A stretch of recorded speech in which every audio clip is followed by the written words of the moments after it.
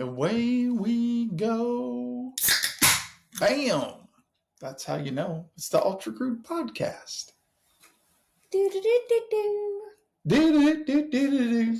Ultra Crude Podcast with me and you.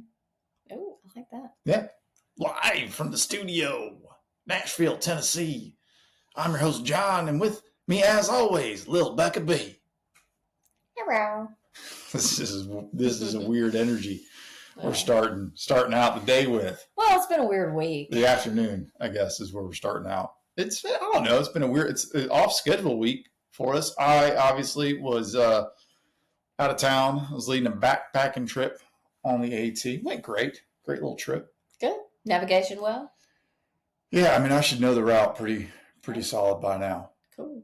Yeah, no hits and misses. It rained a little bit the last night, but I was already in my tent. I'd already shut it down for the evening. Mm-hmm. So not a big deal in that regard. A little late getting back into town that evening, but arrived before Friday started. And I think that's what, safe and sound and in one piece. And that's all you're really looking for. Really that's all you need. Everybody was in one piece. I was in one piece. Everybody got home safe. That's the main thing. Yeah. I'm glad you made it back. And you made it back in time for your birthday. Your birthday was Friday. It sure was. What did we do for your birthday? Not a damn thing. That's a lie. That's a fucking lie. We went out and ran Mad Mallard on Friday. I don't know, it was really for my birthday. It was just a timing thing. Yeah. More or less. It wasn't like my birthday celebration. I think you said you actually had fun. This is so weird. Like, I don't want to rush into Mad Mallard, but they put on a wonderful event. Gabe Carlson's community down there. They're doing wonderful things. Scallywags. That's the run club. I don't know. It's the... Is this like... It's a foundation. Yeah, Homework. Not something. We should be better at that. You should know. You went out and helped the 50K that runs across the county. Yeah, I sure did. They're doing a lot of good things out there. And it was an incredible race. Loop format, time format, 3.15 mile loop. So 5K loop. And I had fun. Mm-hmm. And that is probably like the most fun I've had running an event, running a race since we ran the CPSR 50K, which is no more. Yeah, it's non-existent. And I was wearing like pink shorts with bananas on them, and we were singing Jingle and Go the whole time. Yeah.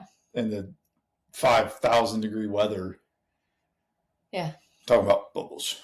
Bubbles. I want bubbles. Yeah. Yeah. Just wanted like Cokes. Dreaming about Cokes. But I did have a lot of fun, and it was fun for me. This is one of those races that I wanted to do specifically to work on some stuff mentally. And I had a really, really great mental race. And even one of the things that did come up, kind of worked through them really quick. We shortened my race quite a bit. My legs were dead. Well, you did do 30-something miles. Yeah, that was part of it.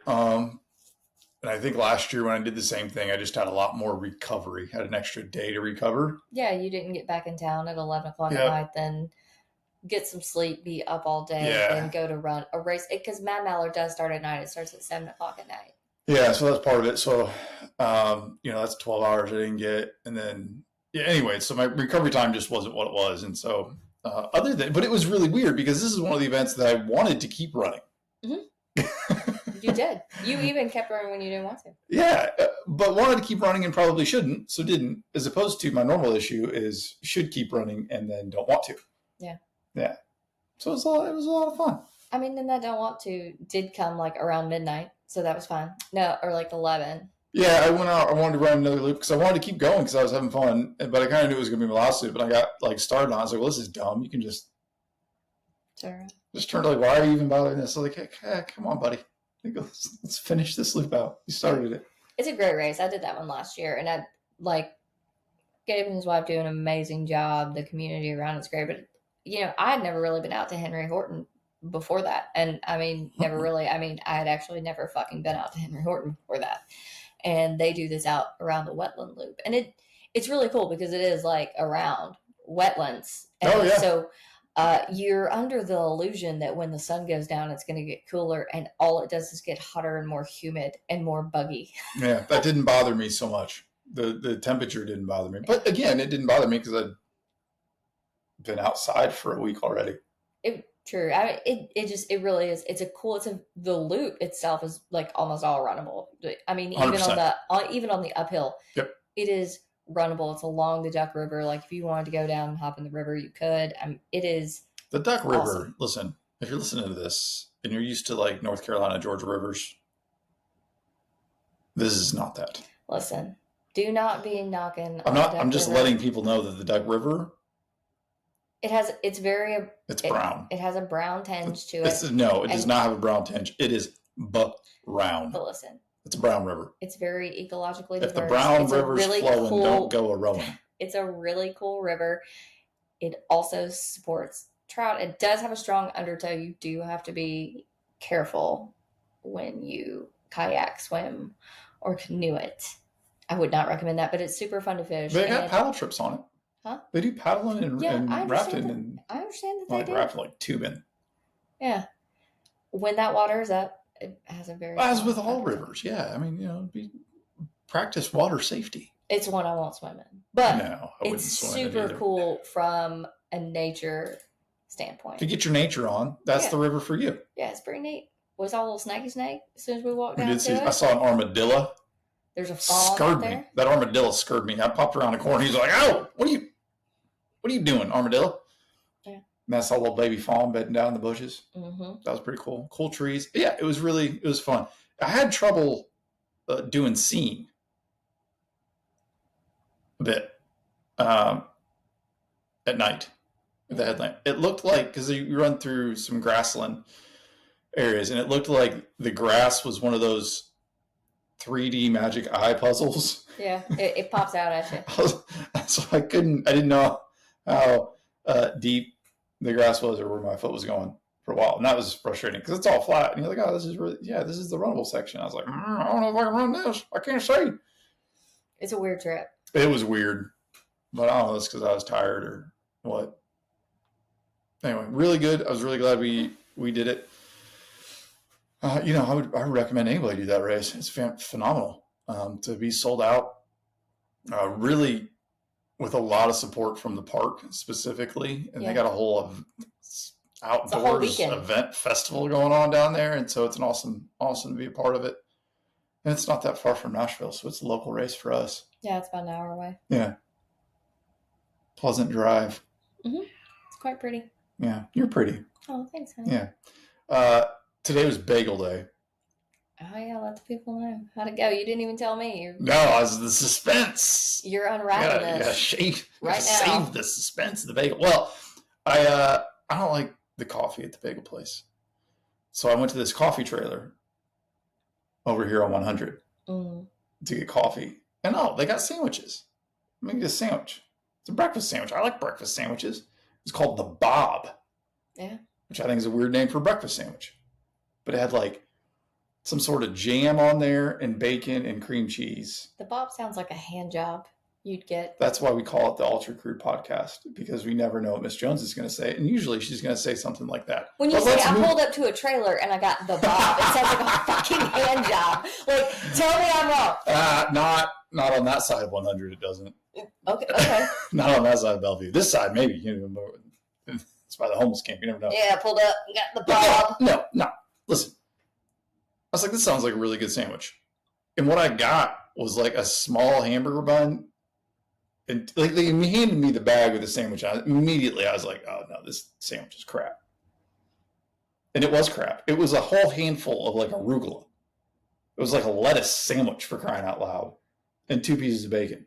It was like a 3-bite sandwich. Oh. Yeah. So my disappointment level went through the roof. Well, here's the thing. They're also right next to Starbucks, like in the parking lot. You got to compete better than that. You got to bring a little bit more than the table. It's a bougie sandwich, to be sure.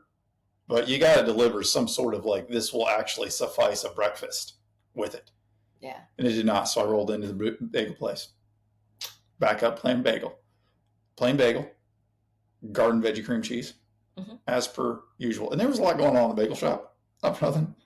The person that took my order was the same person that made the bagel, because I don't think the other people in there were wanting to work. They were arguing and yelling about something non-work related. Okay. They had a lot of stuff going on. So she made my bagel. it did go through the toaster, but it wasn't like burnt. It was just a little bit warm, which is how I want it. How it should be. Yeah. Excellent spread on the cream cheese. Didn't cut it in half after that, but that's okay. I don't understand who doesn't do that. That's okay. No. I don't need two. I want like 2 halves of a bagel. I don't want like half a bagel sandwich. Disagree. You like the bagel sandwich? Yeah. With the cream cheese in the middle because then I feel like it oozes, it gooshes out. That's fine. That's the extra. I don't want that shit. No way. You don't want the extra cream cheese? Well, that's why I get extra cream cheese. I like the cream cheese. Okay. Cream cheese is probably one of my top 3 favorite cheeses. Because you can still scoop it off the paper. No, I don't want to have to do that. You like that. For what? If you want it. Just leave it on the bagel. Either way, cream cheese makes my tummy hurt. So. Yeah, it's not for you. It's for me. I'm a cream cheese person. I grew up in the Midwest. All right. So, cream cheese you is one of the most diverse bagel things we have. It's dessert. It's breakfast. It's snacks. You can have it for dinner. It's a staple of the Midwestern diet. You know, I'm just now realizing that, and the fact that you're not fucking wrong. And there's so much fucking wrong with all of it. There's nothing wrong with cream cheese. No, there's not. But you've made it a multi-use food. Yeah, it is. You ever put cream cheese on a pepperoni? I know you've had cream cheese on a pepperoni. Yeah, that's a top tier snack. It is, and only because you've given it to me. Yeah. How awesome was it, though? Yeah, I mean... You can't snack on that every day. You probably can't even bust that out once a year. I mean, it's good. But it's tasty. Yeah. I'll give it to you. Y'all are different people. A little bit. Really taking advantage of everything that the world has to offer you. Yeah, that's how we do it. Okay. But I've climatized to the southern atmosphere now. Welcome.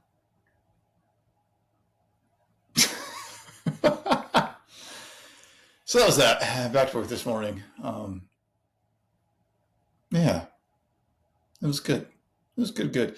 You know, it's funny. I think it's hard, especially in that moment. I was having such a good race, you know, and I probably didn't really run long enough or far enough for wheels to start to come off, but to just be really assured that some of the work was working well.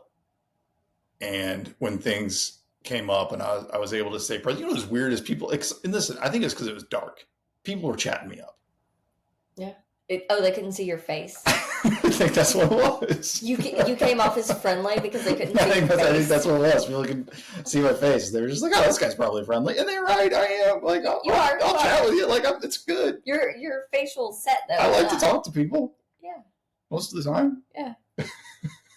I was like running along. People kept talking to me. I was like, "It's because it's dark, John. I can't see your face." That's why people are being friendly to you. It's because they can't see your face. I try to make my face less mean. Scally. I am. Yes. I like my eyebrows dip down here. And I think it makes it look more scally. So I try to trim the under part right here. Yeah. So they're a little higher. So I look friendlier. Move. You do. You look more jovial. I'm doing the work, people. I'm trying real hard. Not a lot of people look at their face and go, "It's not very friendly." How can I make this friendly? That takes real self-assessment. Hey, that's what it's all about. That's a deep work right there. Yeah, you got to listen. You got to ask yourself the hard questions. And you got to be willing to make adjustments. You know how many people have a resting bitch face and they don't realize it? And they should sit there and go, just smile. Just smile. First of all, I don't know how friendly my smile is. So I don't know if that's helping. Second of all, it's not resting. It's active. Yeah. It's active bitch face. It is active. It is vigilant. It is on guard all the time. But it was a lot of fun and just, you know, running has been a lot of different things for me. And fun just has never been a requirement for me to run. And so it was very delightful to run and have fun and then be, you know, frustrated at the same time that my legs were just dead, and putting another 20 miles on them was probably a bad idea. Well, you did miles with a bunch of legs after doing a bunch of mountainous. Yeah. I mean, it's a big switch up. So, you know, didn't really want to go into a huge deficit this week and just be completely exhausted. So pulled the plug early, which I think is also great to just end on a high note and come out with a win. And, you know, but it was just so odd because, you know, the right thing to do wasn't what I wanted to do. And it takes a lot of,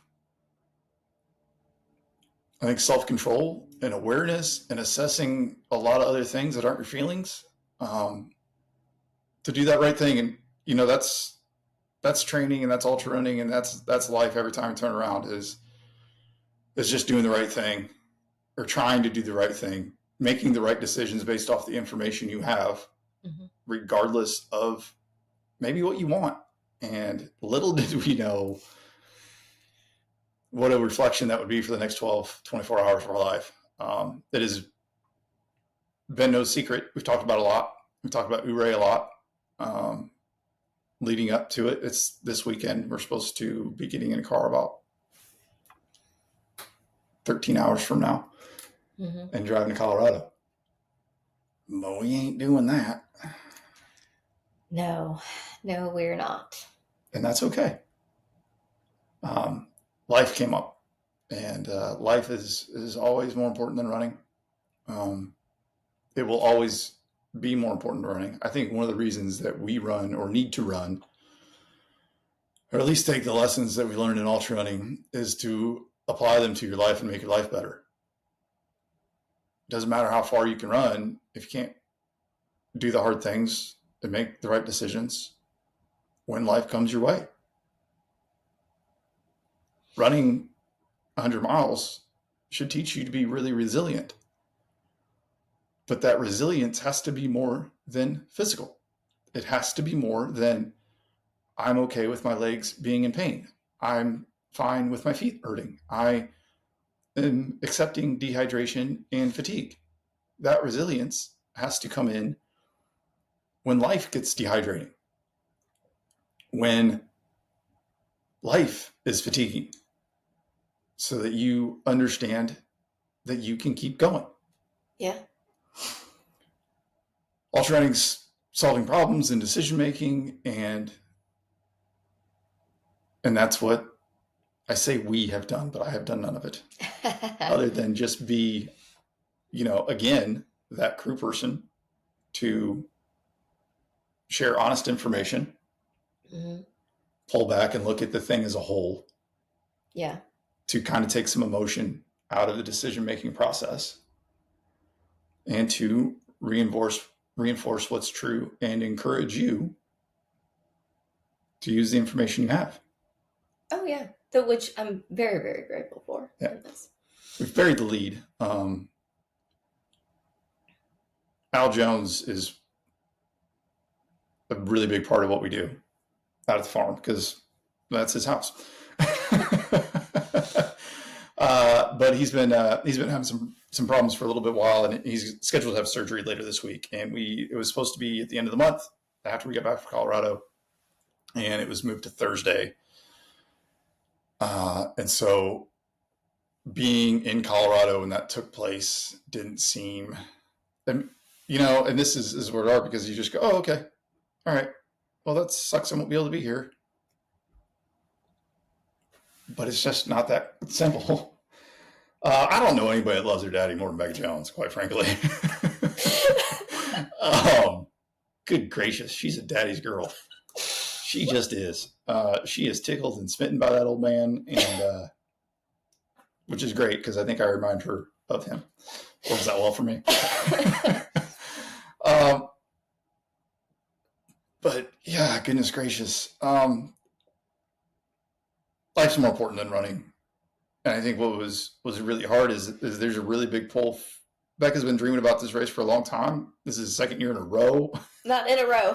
It's the second time. Second time we signed up for it. And just for whatever reason, haven't been able to make it. This one's really hard because we had everything lined up and planned, and, you know,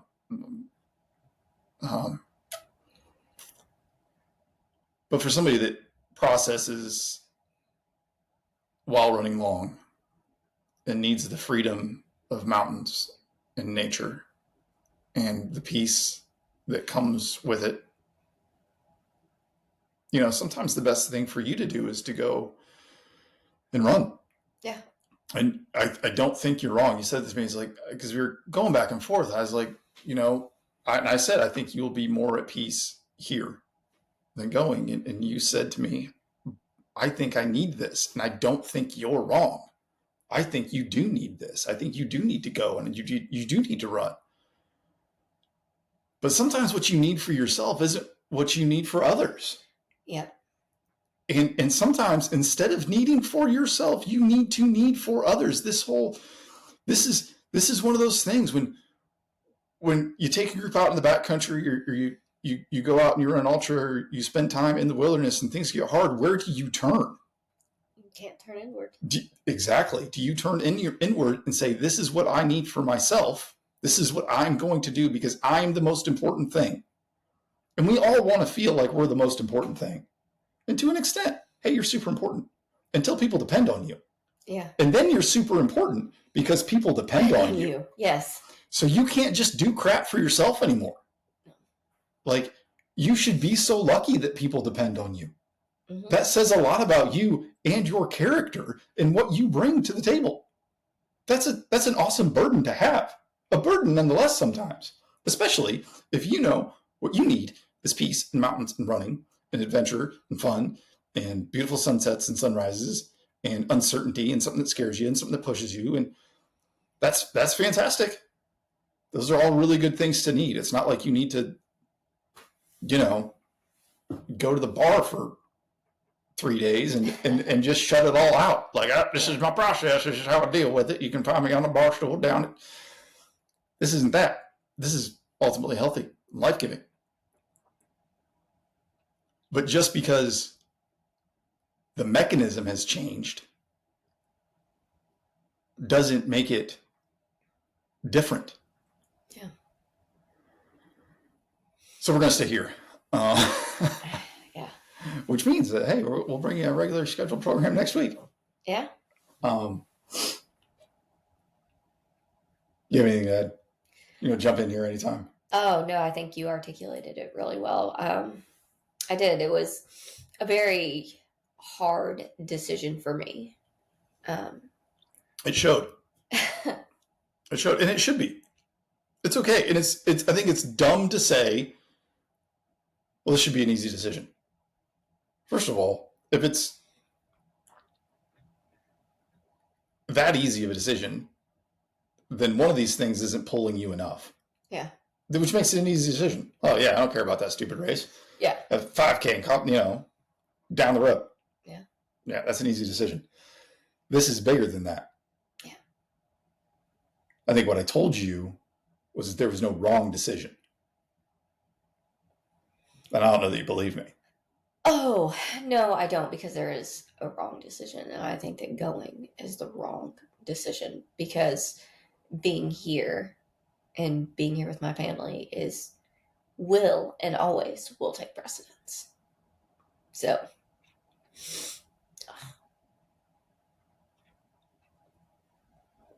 especially in something that's so nerve-wracking and scary. Yeah. It is. It is, and I know it is for you. Escaping and leaving and going and doing that is the wrong thing, because it's selfish. And when, not necessarily that they fully depend on us, but we do a lot. We're there. And,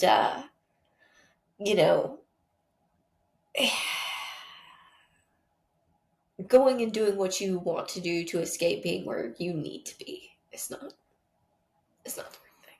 Yeah, and honestly, I don't know how many times we see it or hear about it, that's exactly what ultra running is for people. Yeah. It's escapism, and you can escape in the micro of your day and your stress, but doing it on the greater scale to escape real life things that are hard is, ooh, buddy.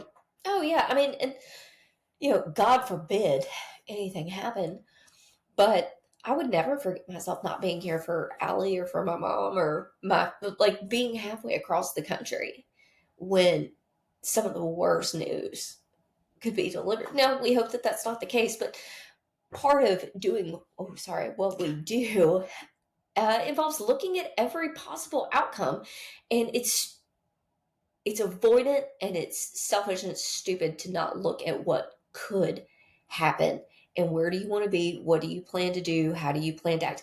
And that's not just in life in this situation, but it's also in races and other things in life. You have to look at every possible angle and have a possible plan for that. And what are the repercussions of those decisions, what follows those decisions, what comes after that. And if I were not here and it were worst case scenario, what would follow that is, I don't even want to know. Well, I think you know what follows it for you internally. Yeah. And I don't know if I can live with that. It's going to get rough. Yeah. So, yeah, as hard as the decision is, it's pretty glaring how easy it is, but there's still a level of selfishness. Like, I've invested in this, I've dreamed of this, I've wanted to do this. I've in my quiet and my downtime and in my headphones, I have just listened to podcasts and absorbed in information. And there's a lot of people that get on social media and talk about everything that they're plotting and planning and this and this and that. And I used to do more of that, and I don't as much. And even like this year with like Curl Joy, I think it did like 2 posts. I have found in more recent years, I like to go through that process more in silent, not as public, if that makes sense. Oh, yeah. Like, and I have a couple of opinions on that which I don't know if either are right, but well, let's hear them. I do think one thing that we do, and a lot of it does come down to, are you a internal or verbal processor? And I am not a verbal processor. And I think the more people talk through things or talk about things, they're trying to make themselves believe that they have a plan, that they have it figured out, that they can do it. As they process that information, they are convincing themselves. And I don't have that desire to. I think even like before I ran across the state, like we didn't talk a whole lot about it, and you were like, "What the fuck's your plan? What's this?" Yeah, there was only like 3 days from your inception of the plan to putting the plan in practice. I think I feel like that happened quick. No, but in my head and as I'm going through stuff in my day to day, and I think and this is something that is probably frustrating amongst the two of us, is I'm just not a big talker about certain. Like I talk a lot, but I'm not very open, and I don't talk a lot about what's on my mind. Now, if I have a big feeling about something or I'm angry, very easily discuss that. Yeah. But if I'm contemplating, but if I'm contemplating something very hard and very deeply, I do not vocalize that very much. What is that? No, I'm just listening. I'm just listening. Well, you have a face. To the things I'm seeing. It needs to be dark. You have a face. It needs to be dark. Yeah, I mean, I think I kind of have to be in a space to be comfortable, or get there where I will talk about whatever's on my mind or what's going. And I wish I could tell you the amount of hours that I've put in thinking about that. And I feel like, and this could be a misconception, that I don't do a whole lot for myself, like truly for myself. Go and do and enjoy it. Like we'll do like little things. Oh, like I went and walked around the woods today, but like really like plan in and put in that work and actually carve it out of my schedule, because usually it is okay. Here, how can I put everyone's stuff into my schedule and accommodate that, instead of saying, nope, I can't do this. No, I have planned this for me. This is it. Everything has to build around me in this time. I don't often do that. And I very much had this. So it was selfishly, which I felt like shit for even feeling. It's like, God dang. Like the one time I'm really like, hey, this is for fucking me. Yeah, I mean, it's very much, I think the feelings that you were having is that this was being taken from you unfairly. And then you on the other side, you feel like not staying is also being taken from you. So you're kind of in a lose-lose situation regardless. And, I don't know that you do a lot of things for yourself. I don't know that we do a lot of things for ourselves. Mm-hmm. We don't take vacations. We don't do trips. We go to races. It's different, similar, way different. And even when we're there, you can't really just be yourself so much. Although you know what I'm saying? I mean, I think I know what you're saying, but I don't think you're articulating it well. Which is odd for me. Yes. It's not, you can't, when we go somewhere, we can't just go and blend into the crowd. Yeah. And kind of be gray and just run and do it. Because, first of all, you're BMFJ. So everybody's going to recognize you. I don't know about that. I do. I've been around you. I've showed up to races before to run them, and then everybody else thinks you're running. It's awkward. Because you're BMFJ. And I'm just some guy sitting next to you. But there's, when your life is in the sport and this is what you do, then yeah, you can't just show up for you. Yeah. A lot of times. I mean, you're there representing a brand, you're there representing your business, you're there representing, our races. That's bigger than just a singular. But also being part of the community. And when you go and you do those things and you are part of a community, like, we're all still interconnected, whether it's through social media or whatever. Yeah. Like, I understand. These are good things. Oh, yeah. But it's not just not going and sitting on the beach and then being able to crack a beer and just not talking to anyone. Yeah, that's not it. So we're not very good at this. Doing things like, I took off work last week to take your backpacking. That wasn't for me. Yeah. You know what I mean? I can backpack for myself for a week. I mean, I could, but I couldn't in that moment. Yeah. Because from the time I woke up to the time I went to sleep, my focus and my responsibility was 100% on others. So even in those moments where you want to relax and just take it in, like, man, I could sit on this rock for the next 2 hours. Yeah. I can't do that. No. I can't stop and enjoy this view because my responsibility is to others. Mm-hmm. And that's wonderful. That's why I'm there.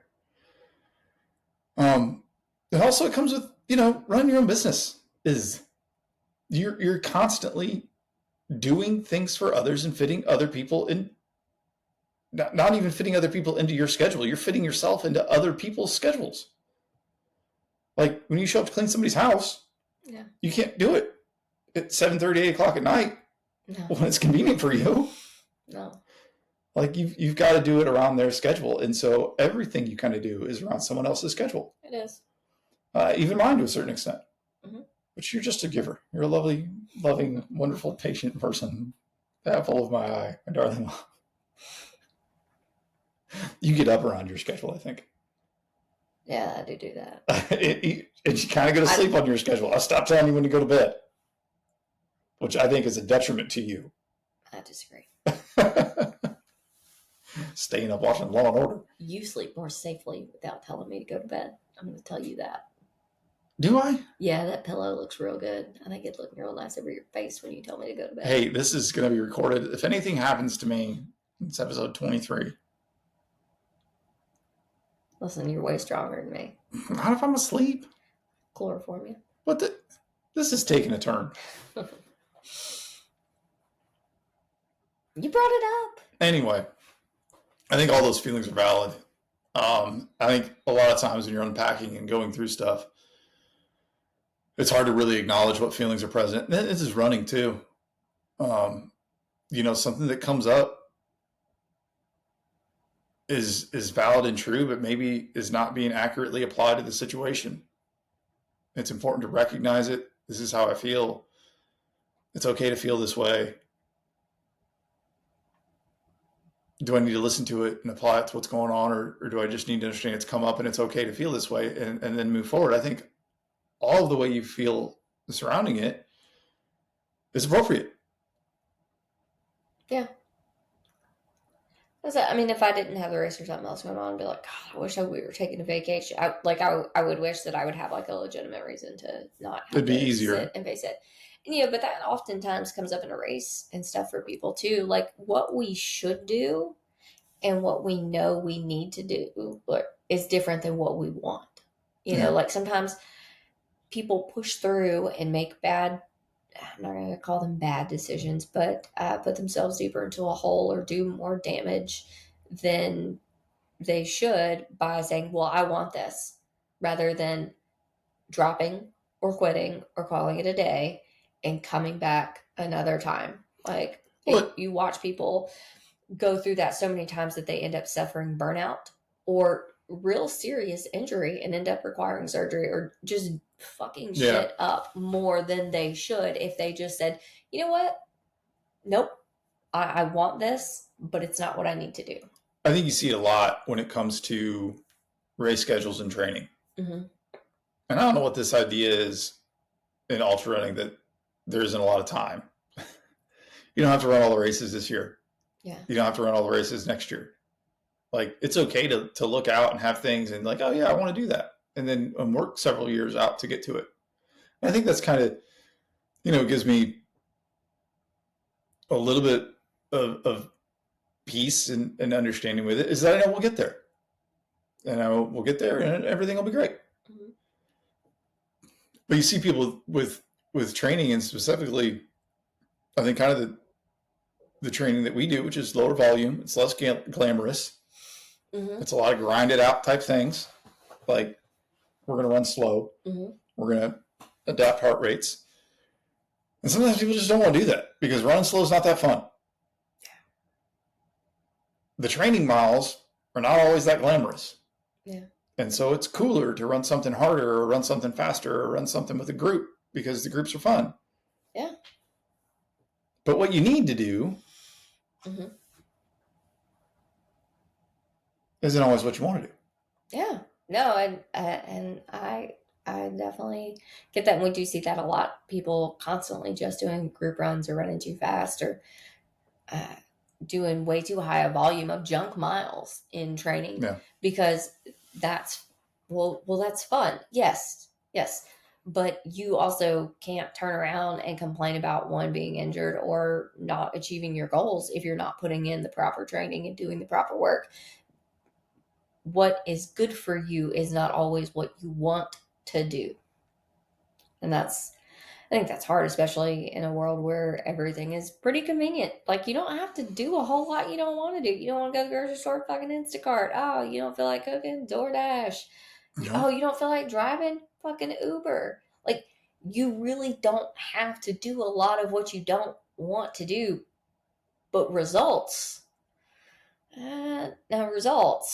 you got to do the shit you don't want to do. Yeah.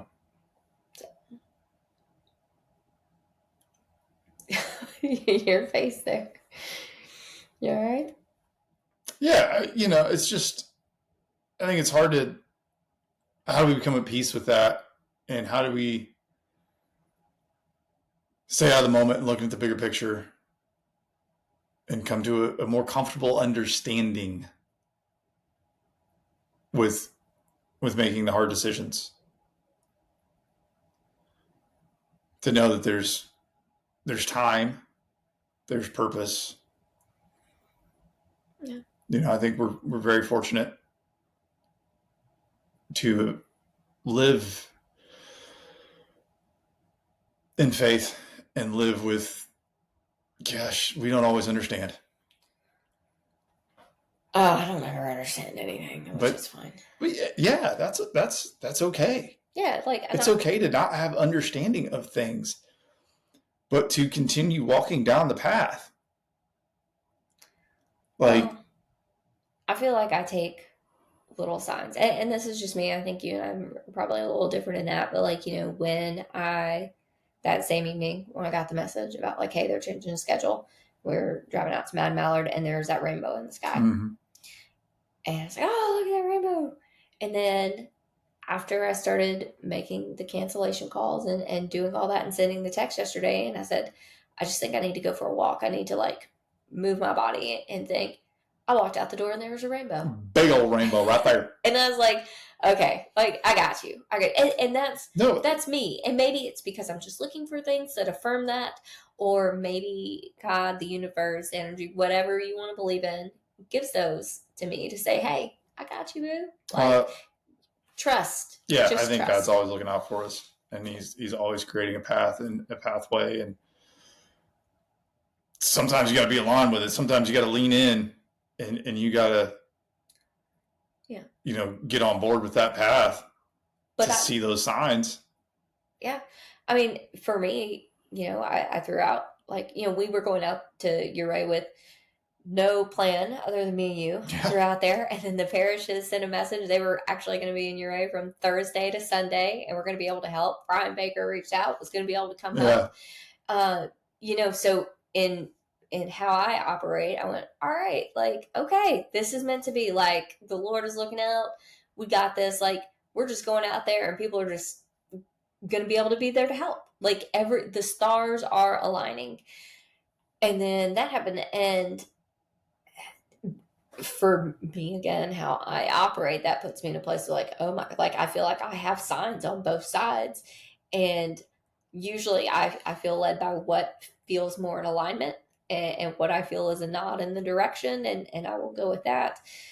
And, I just felt like I was in a place of, hey, I'm giving you both these things. Are you going to make the right decision or not? Yeah. Are you going to be selfish, or are you going to do what you know you should do? Yeah. So that was, I threw a bit of a tantrum internally. Being like, I want to be a toddler who wants to do what they want to do and not have to think about others and what they should do. So it's fine. It's fine. It is. It is. And, I will not regret the decision I made. You won't at all. I rest in the peace that when we make it to Ouray is going to be awesome. Yeah. When we get there, it's going to be better than it was going to be this year. Yeah. And I have faith in that. I do too. And I think the third time will be a charm. Third time's a charm. Timing isn't always what we want it to be. No. It's not been for me. I can tell you. Yeah. But that's okay, because I think when you look back, it all makes sense. Mm-hmm. And sometimes it takes longer to look back and have it make sense. But when you get there and you can understand a little bit more, the hard part is just having faith and reinsurance in the moments when it doesn't. Yeah. And even sitting here now knowing I'm doing the right thing, still doesn't feel good, still doesn't make sense. But you understand down the road that it did. Yeah. So you just got to be assured that one day we'll know. Yeah. So I think people can apply that a lot to what they do and the goals that they chase, and being in those moments where things are hard. Like, even looking at Compton back at Black Toe years ago, where he was really worried about, like, he was like, something just feels off, and they ended up going to the hospital, and he was in freaking rhabdo. Yeah, did the right thing. Hard thing, wasn't the easy thing, but it was the right thing. Yeah. I feel like that shows up a lot in our life, and a lot in this sport, that doing what you should do and is right is not always what comes easy. No, it's not. Do the right thing. Yeah, if it were an easy decision, then... Yeah. So that's that. If you can, just think of the Jones family this week, and prayers are appreciated. Thank you. We would definitely appreciate that. Like I said, it's without the Jones family, we wouldn't have the races we have, and we wouldn't do what we do. And I was a really big part of putting all the pieces together and making it happen. So if we pray for him and the doctors and the family, that would be fantastic. And Miss Jones will appreciate it. You got anything else for him? No. All right. Hey, we appreciate you guys. Thanks for listening, and we'll catch you next week. All right. Thanks.